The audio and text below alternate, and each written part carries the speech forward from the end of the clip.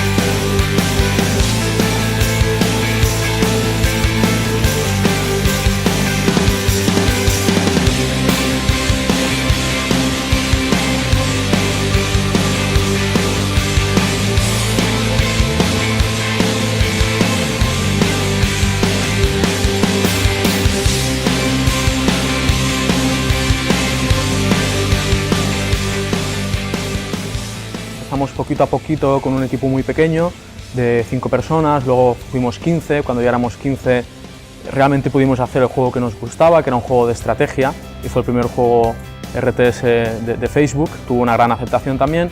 Aquí en el momento empezamos a ganar más dinero, levantamos nuestra primera ronda de financiación, la empresa se profesionalizó, ¿no? Se hizo más grande y un poquito más seria, y a partir de ahí empezamos a crecer mucho, empezamos a incrementar la plantilla.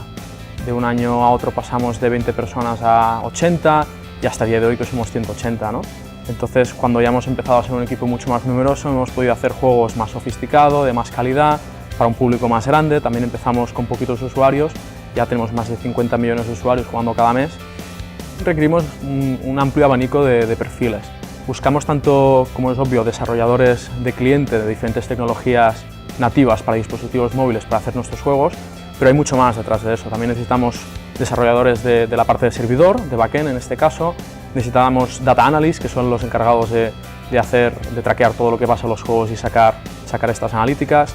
Obviamente necesitamos artistas de todos los tipos, 2D, 3D, animadores y también jefes de proyecto, ¿no? Son al final los que dirigen estos equipos y consiguen que los proyectos salgan adelante y en tiempo. Siempre hemos tenido muchas garantías cuando hemos incorporado estudiantes o profesionales de la UPC. Para nosotros es una seguridad, son gente con mucha experiencia, mucho bagaje y muy curtidos, por decirlo de alguna manera, y quieras o no, en estos entornos de trabajo tan dinámicos, que se trabaja en equipo y donde los proyectos tienen un grado de complejidad técnico muy alto, pues son gente que se desarrolla muy bien.